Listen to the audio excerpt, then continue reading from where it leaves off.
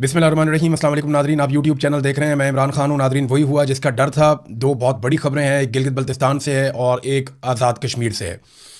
रावलाकोट लहूलुहान हो गया है। पाकिस्तान की एस्टेब्लिशमेंट ने जो खेल खेला उसका नतीजा निकला है और इंतहाई अफसोसनाक इतलात आ रही हैं रावलाकोट से।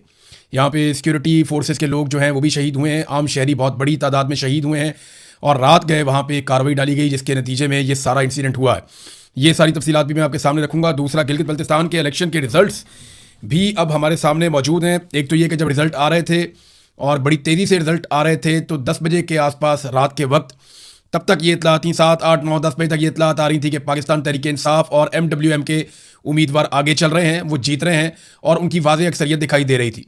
लेकिन उसके बाद नताइज रोक दिए गए। नताइज रोकना एक मरतबा फिर इस बात का सबूत है कि पाकिस्तान की मिलिट्री एस्टेब्लिशमेंट सारा कुछ करने के बावजूद अवाम को कायल करने में कामयाब नहीं हो सकी। और गिलगित बल्तिस्तान के लोगों ने ना सिर्फ अपनी मजबूरियों को एक साइड पे रखा, क्योंकि देखिए उनकी मजबूरी होती है कि उन्होंने वफाक में हुकूमत में मौजूद जमातों को वोट डालना होता है। वो पीपल्स पार्टी और PMLN को वोट डालेंगे तो उन्हें फंड मिलेंगे, उनका इलाका चलेगा, उनके कारोबारी ज़िंदगी, उनके मामला चलेंगे। और अगर वो अपोजिशन को वोट डाल देंगे तो उन्हें कोई फ़ायदा उससे नहीं मिलेगा। और ये उनको दिखाई भी दे रहा है कि जब तक पाकिस्तान में ये सेटअप है या मिलिट्री एस्टेब्लिशमेंट इस रविश पे कायम है तब तक वो पाकिस्तान तरीके इंसाफ को आने भी नहीं देंगे। इसके बावजूद गिलगित बल्तिस्तान के लोगों ने हैरान कर दिया। जितने बड़े पैमाने पर वो निकले, उन्होंने निकल कर वोट डाला। इसकी तवक्को ना पीपल्स पार्टी को थी ना PMLN को थी। तो टर्न आउट ज़्यादा होने का फ़ायदा पाकिस्तान तरीके इंसाफ को होना था, वो हुआ। ख़वातीन ने हैरान किया, बड़ी तादाद में ख़वातीन ने निकल कर जो वोट डाला वो पाकिस्तान तरीके इंसाफ को उसका फ़ायदा हुआ। और जैसे एक खामोश वोटर थे जो बता नहीं रहे थे कि वो यहाँ वोट करेंगे या वहाँ वोट करेंगे, उन्होंने काफ़ी चीज़ें तब्दील कर दी। सारा दिन गहमा गहमी जो है वो हम पाकिस्तान तरीके इंसाफ के कैंप्स में देखते रहे और हु का आलम था PMLN के कैंप्स में। खास तौर पे पीपल्स पार्टी के लोग तो फिर भी दिखाई दे जाते थे और वो पता चलता था कि पीपल्स पार्टी की गहमा गहमी हो रही है, उनकी पॉलिटिकल एक्टिविटी चल रही है। लेकिन PMLN के कैंप्स में नवाज शरीफ के जाने के बावजूद, यानी नून लीग ने अपना सबसे तगड़ा मोहरा मैदान में उतारा था। तो अमली तौर पर तो वो अब पाकिस्तान मुस्लिम लीग नून जो है वो आसिम मुनीर साहब की पार्टी है।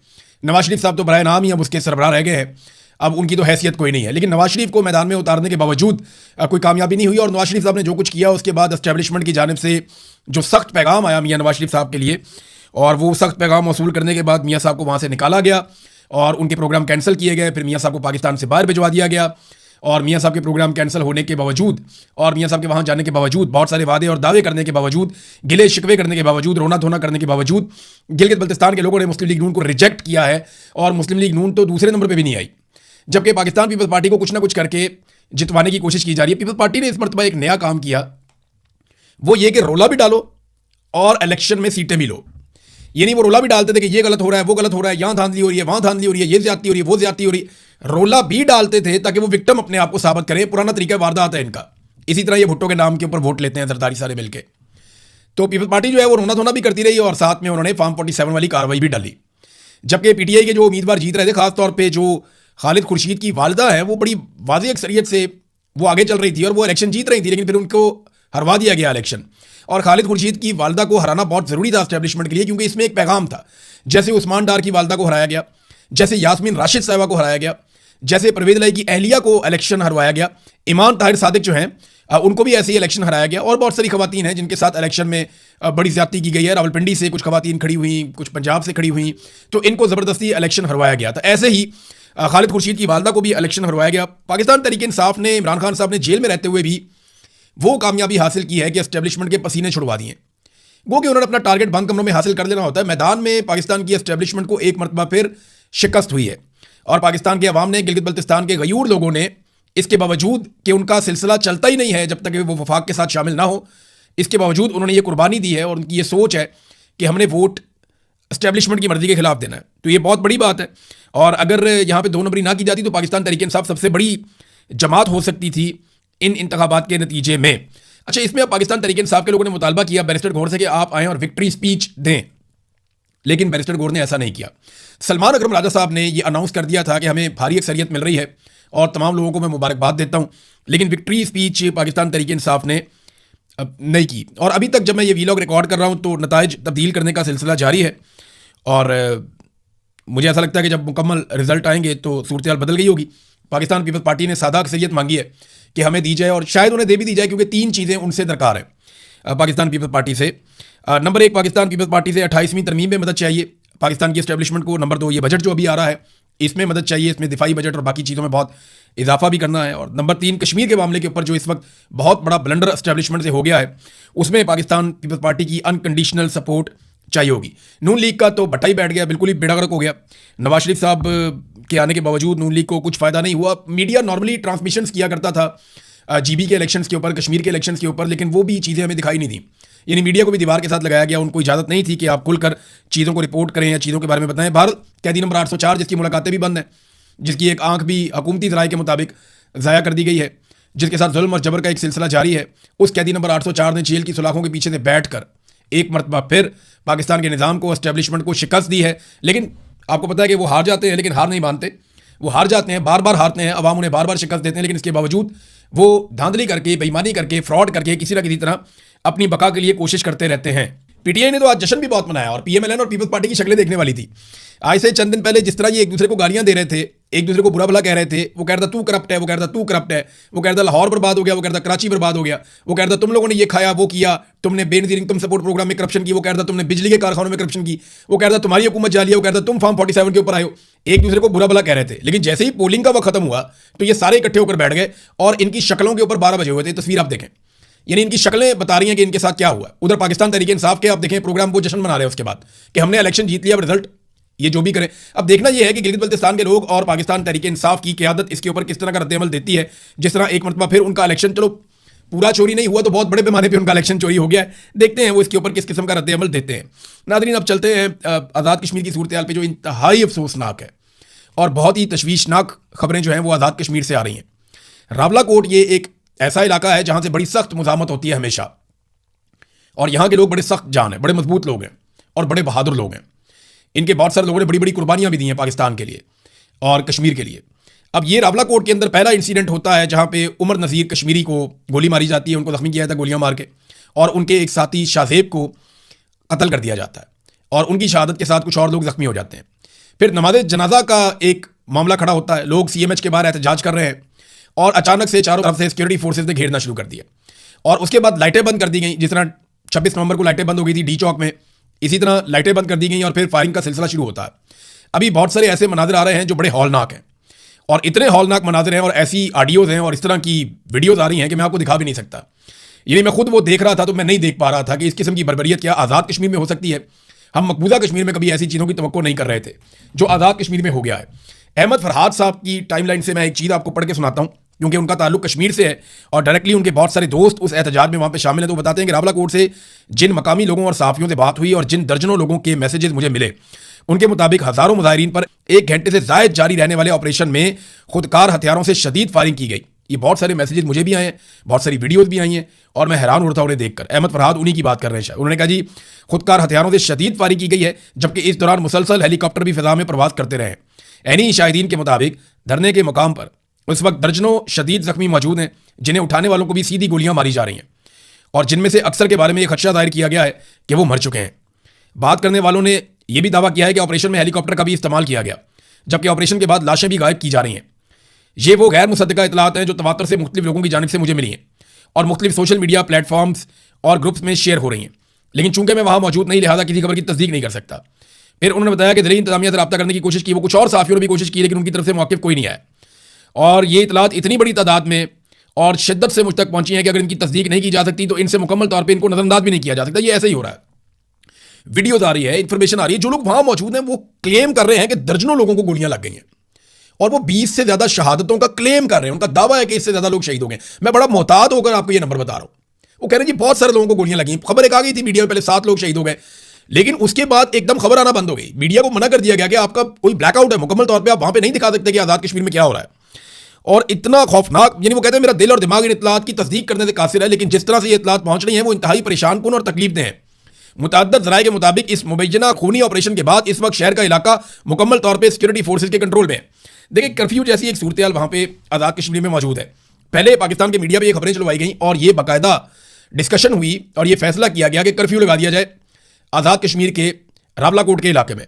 लेकिन जब तनकीद हुई, मैंने शोर मचाया, बाकी लोगों ने शोर मचाया कि यार ये तो इंडिया लगाता है मकबूजा कश्मीर में कर्फ्यू, आप पाकिस्तान में कर्फ्यू लगाने लगे आज़ाद कश्मीर में, तो फौरी तौर पे जो कर्फ्यू वाली खबर है वो वापस ले ली गई।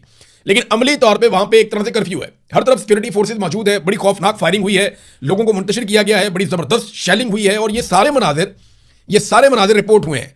कश्मीरी सहाफ़ी हैं काशिफ मीर साहब, वो जो है उन्होंने रिपोर्ट किया कि रावलाकोट शहर पर सिक्योरिटी फोर्सेज का मुकम्मल कंट्रोल, रात के वक्त ग्रैंड ऑपरेशन में 20 से जायद नई अमवात की गैर मुसद्दका इतलात उनके पास भी हैं। और वो ये कहते हैं कि सीएमएच के सामने जारी अवामी धरने के मुकाम पर रात गए सिक्योरिटी फोर्सेज की जानिब से बड़े पैमाने पर ऑपरेशन किया गया। और ख्वाजा काशिफ मीर से कुछ ऐनी शाहिदीन ने गुफ्तगू की और उन्होंने बताया सिक्योरिटी फोर्सेज के ऑपरेशन के बाद शहर के तमाम अहम मकामात पर सिक्योरिटी फोर्सेज ने कंट्रोल हासिल कर लिया है। बहुत सारी नई अमवात हुई हैं और दर्जनों जख्मियों की इतलात सामने आ रही हैं। तमाम सरकारी सतह पर इन दावों की तस्दीक अभी तक नहीं हो सकी है, यानी सरकार उसकी तस्दीक नहीं कर रही, जबकि सरकार ये कह रही है कि 4 सिक्योरिटी एहलकार जो हैं वो जाबाक हुए हैं। अच्छा, इन 4 सिक्योरिटी एहलकारों में से एक जो सिक्योरिटी एहलकार हैं वो एक सब इंस्पेक्टर हैं जिनका ताल्लुक आज़ाद कश्मीर के तत्ता पानी के इलाके से है और इनका नाम है सरदार अनायत। ये इनके कुछ रिश्तेदार जो हैं यहाँ बरतानिया में भी रहते हैं और ये बड़े ज़बरदस्त आदमी हैं, बड़े बाउसूल आदमी थे। इनके बारे में इनकी फैमिली के लोग ये बता रहे हैं, इनके दोस्त ये बता रहे हैं। उनका ये क्लेम है कि सब इंस्पेक्टर साहब ने अपने दोस्तों से और बाकी लोगों को, आसपास पुलिस वालों को, सबको पता था कि इन्होंने मुजाहिरीन पर गोली चलाने से इनकार किया था और उसके बाद ये शहीद हो गए। अब क्लेम इनके जो साथी हैं या करीबी लोग हैं उनकी जानिब से ये किया गया कि इनको मुजाहिरीन की जानिब से गोली नहीं मारी गई। तो क्या इनको सिक्योरिटी फोर्सेज की जानिब से गोली मारी गई है? यहाँ बरतानिया में एक जर्नलिस्ट हैं, कश्मीर से उनका ताल्लुक है, उन्होंने ये खबर भी दी है और उनका ये दावा है कि ये गोली जो है वो चलाई गई है सिक्योरिटी फोर्सेज की जानिब से और उनकी गोली से ये सब इंस्पेक्टर शहीद हुए। अब ये मामला अजीबोगरीब किस्म का बन गया। हम तो कश्मीर पाकिस्तान की शारग है ये नारा लगाते थे, लेकिन शारग वाले नारे से हम दहशतगर्द तक कैसे पहुंच गए? ये बयानिया इंतहाई खतरनाक है। हम भारत में जिस तरह की खबरें हम पढ़ा करते थे मकबूजा कश्मीर को लेकर, उसी तरह की खबरें अगर हमें आज़ाद कश्मीर से मिलेंगी तो ये इंतहाई अफसोसनाक होगा। शौकत नवाज मीर साहब के घर पर छापा मारा गया और इंतहाई ज्यादती की गई, उनकी बहन को पकड़ के घसीटा गया, उनके बहनोई को गायब कर दिया गया, उनके कुछ और मुलाजमीन हैं, घर के रिश्तेदार हैं नवीद मीर, उनको भी अगवा कर दिया गया। प्रोफेसर वाजिद अजीज़ ये इनको भी वहाँ से अगवा कर लिया गया और शौकत नवाज मीर जो है वो नहीं मिले। उनकी बहन प्रोफेसर नाज़मीन हबीब मीर जो है उनकी बहन है, उनके साथ बदतमीजी की गई, उन्हें फर्श के ऊपर घसीटा गया। ये वाकयात बहुत अफसोसनाक है। शौकत नवाज मीर साहब का एक नामालूम मकाम से पैगाम भी आया है, वो पैगाम मैं आपके सामने रखता हूँ कि वो क्या कह रहे हैं। बिस्मिल्लाहिर्रहमानिर्रहीम। मैं शौकत नवाज मीर, मेंबर जम्मू कश्मीर ज्वाइंट अवामी एक्शन कमेटी, इस वक्त अपने तमाम ओवरसीज भाइयों से मुखातिब हूं और स्पेशली मेरी आज उनसे ये रिक्वेस्ट होगी, बल्कि मैं ये कहूंगा कि मेरी इसको आखिरी रिक्वेस्ट समझें, क्योंकि आपने पहले दिन से जम्मू कश्मीर ज्वाइंट अवामी एक्शन कमेटी में जिस तरीके से रियासत के लोगों को सपोर्ट किया, चाहे वो जानी था, माली था या सोशल मीडिया के ऊपर एक महाज था, हम आपका जितना शुक्रिया अदा करें कम है। लेकिन आज का मेरा ये वीडियो क्लिप आपसे स्पेशली ये इस्तदा करता है कि क्योंकि यहाँ पे रियासत जबर पे आ चुकी है, रियासत ने हमसे तमाम वसाइल हमसे छीन लिए हैं, रियासत ने रियासत के अंदर कत्लेआम जो है वो शुरू कर दिया, रावलाकोट के अंदर हमारी कीमती जानें जो है जाया हो गई हैं। इसी तरीके से पूरी रियासत के अंदर से लोगों को घरों से, दुकानों से राह चलते उठाया जा रहा है कि ये वो एक माहौल पैदा कर दिया गया कि आपको दुश्मन और अपने के अंदर फर्क करना बड़ा मुश्किल हो गया। लिहाजा मेरी तमाम ओवरसीज भाइयों से अपील है कि रियासत के जिस जगह से आपका तल्लक है, आप लोगों की जिम्मेदारी बनती है, ये कौमी फरीजा पे बन चुका है कि रियासत के लोग इस वक्त मजबूरी में है, परेशानी में है और वो बेबस हो चुके हैं। आप लोगों की जिम्मेदारी बनती है कि अपने मेरे इस मैसेज को सुनते हुए अपने अपने घरों के अंदर कॉल्स के जरिए उनसे राब्ता करें और उनको ये कहें कि 9 जून को मुकम्मल रियासत को लॉकडाउन करते हुए बाहर निकलें। और खासतौर पे अगर किसी इलाके के अंदर एडवांस वर्किंग स्टार्ट होगी, एडवांस लॉन्ग मार्च स्टार्ट हो गया, तो आप लोगों की जिम्मेदारी बनती है कि उन लोगों को ये कहें कि वो अपने कोर मेंबरान, अपने जिम्मेदारान से राब्ता करते हुए जो डेट उन्होंने फाइनल किया, वो 9 जून से पहले की उन्होंने फाइनल किया, तो वो उनको फॉलो करते हुए बाहर निकलें। क्योंकि अगर आज हम बाहर ना निकले तो हमें मार दिया जाएगा, खत्म कर दिया जाएगा, इस रियासत को खत्म कर दिया जाएगा, इस रियासत की शनाख्त को खत्म कर दिया जाएगा। बहैसियत कश्मीरी मेरी और आपकी जिम्मेदारी बनती है कि अपनी रियासत की खुशहाली को बहाल रखते हुए, रियासत की सालमियत को बहाल रखने के लिए हमें जुड़े रहना पड़ेगा। और मेरे इस मैसेज को आपकी जिम्मेदारी बनती है कि पूरी रियासत के अंदर बाहर से बैठ के आप लोग अपने घरों में कॉल्स करके तमाम लोगों की बात बताएं, नौजवानों को, बुजुर्गों को, कि जम्मू कश्मीर ज्वाइंट अवामी एक्शन कमेटी के हर मैसेज को फॉलो किया जाए। ये शौकत नवाज मीर साहब की आपने बात की, उन्होंने एक जुमला बोला कि रियासत की शनाख्त।